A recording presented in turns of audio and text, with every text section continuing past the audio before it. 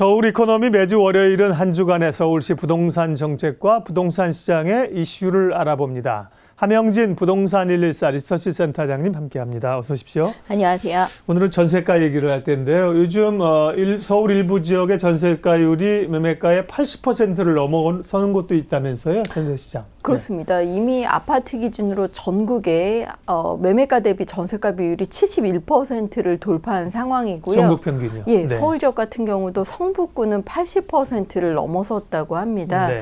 2년 전에 비해서 재계약 금액도 높지만 전세가율이 5%포인트에서 10%포인트는 일제히 상승했습니다.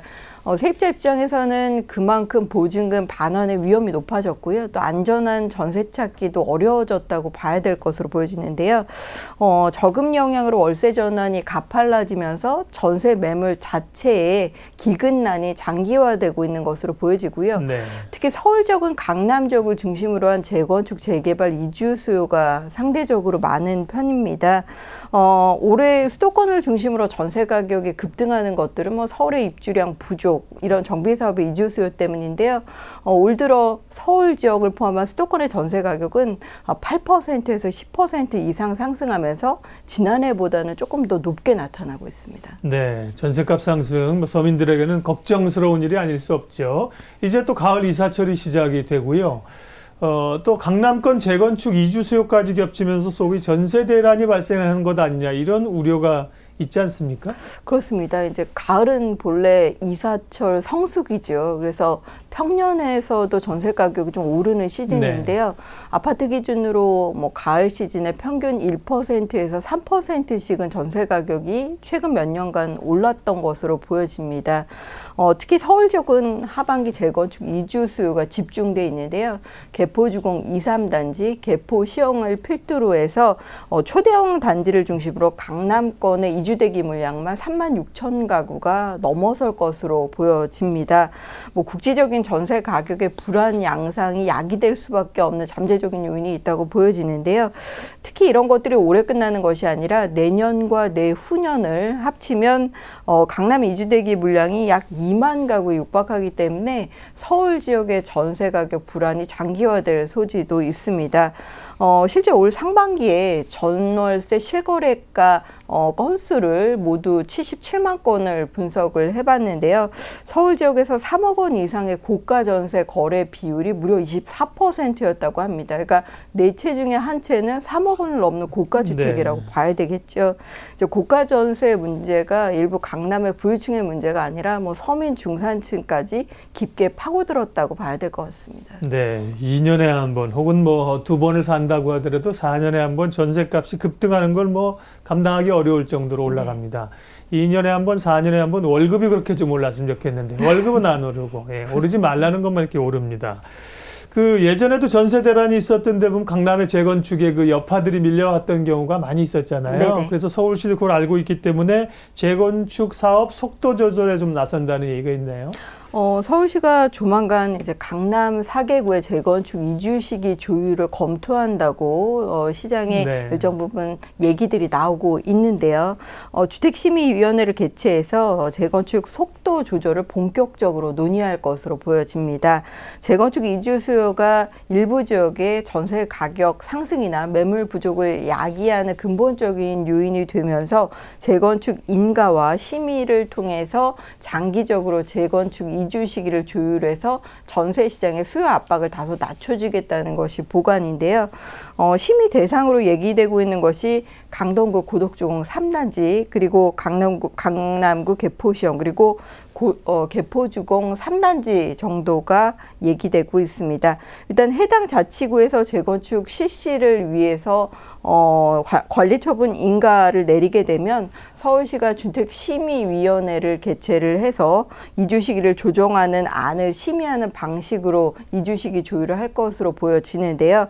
애초에 이주 시기 조정 심의 대상이 연초만 하더라도 기존에 2,000가구 이상이었어요. 근데 네. 이런 것들이 올해 1월에 조례 개정 후에 한 500가구 정도로 단지가 확대되면서 네. 재건축 이주 시기 조율에 포함되는 단지가 조금 더 늘 것으로 보입니다. 실효성은 좀 있겠네요. 네. 예, 그렇지만 민주사회에서 이사 못 가게 할 수도 없는 거고. 그렇습니다. 가능한 좀 시기를 조율할 수 있는 데까지 하면 좋겠습니다.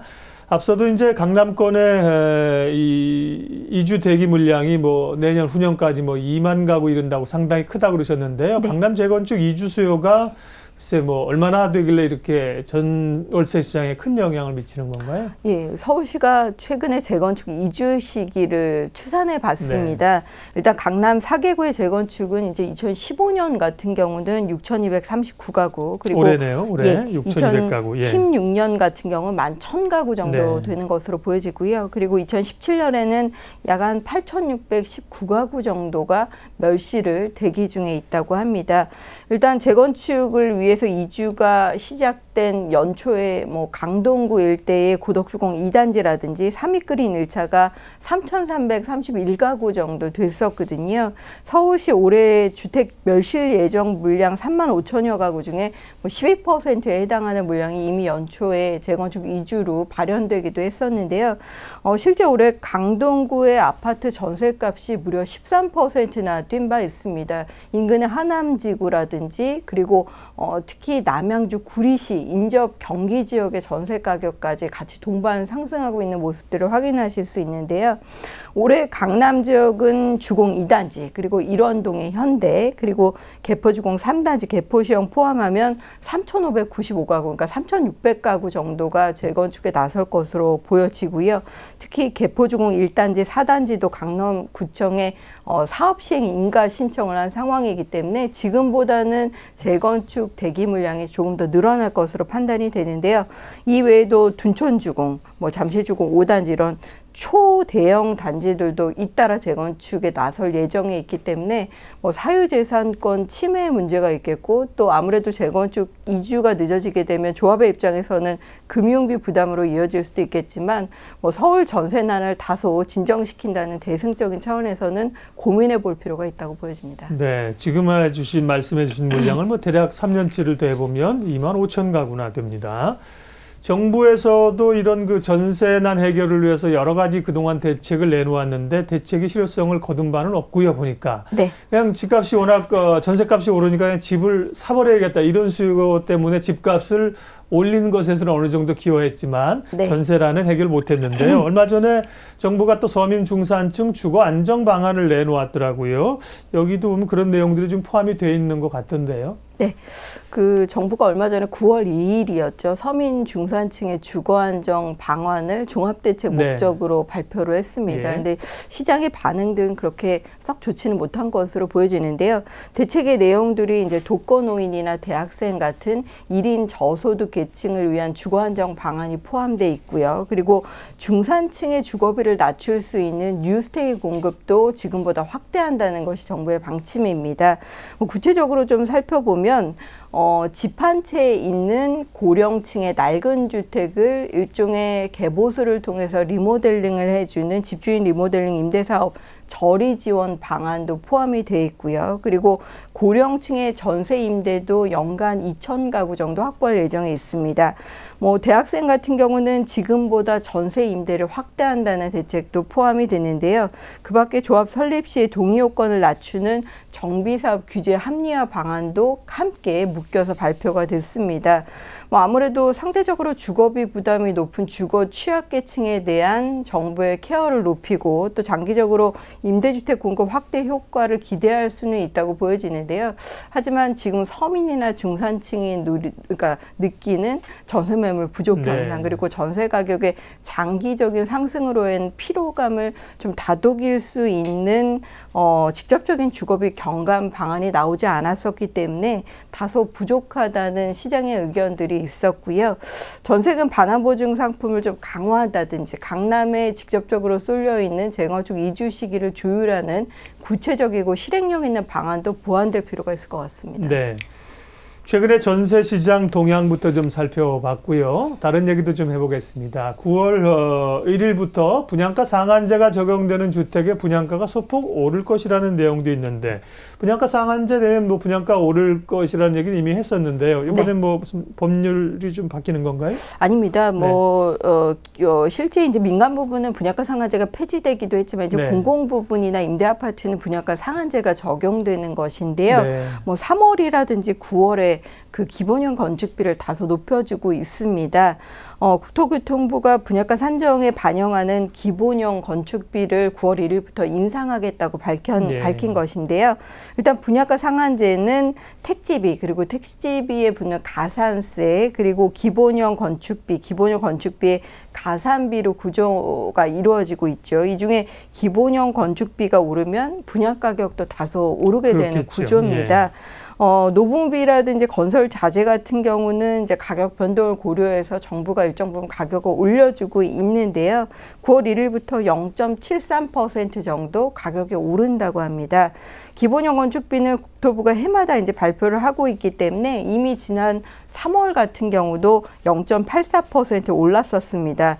이제 원자재 가격은 사실 이제 글로벌 경기 불황에 따라서 철근이라든지 동판 같은 경우는 가격이 내려가긴 했지만 가중치가 높은 노무비가 상승하면서 이제 기본형 건축비가 9월에 인상되게 된 것인데요.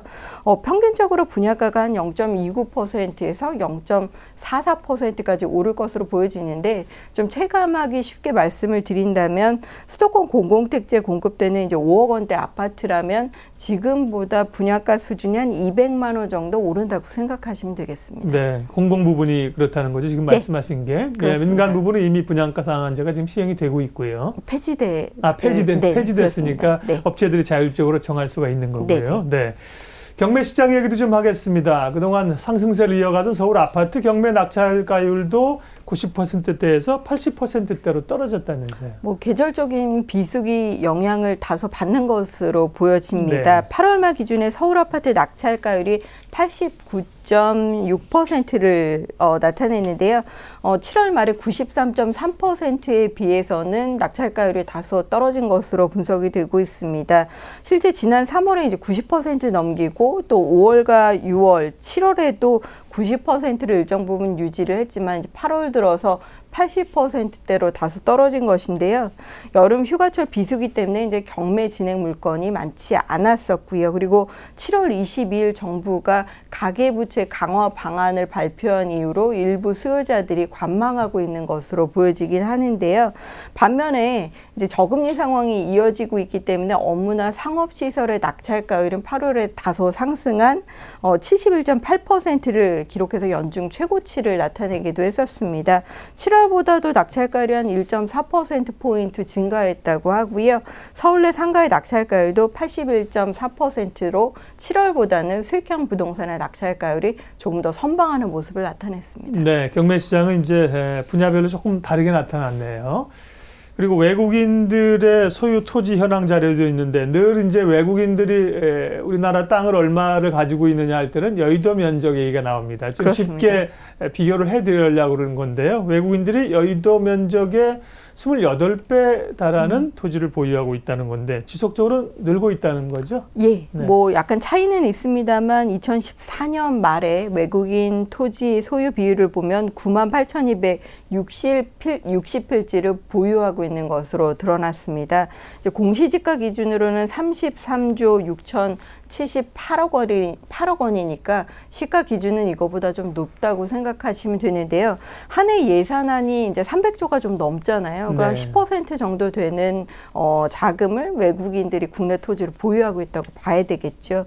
최근 5년간 외국인 소유 토지 필지 수가 94.1% 증가해서 꾸준하게 늘어나고 있고요.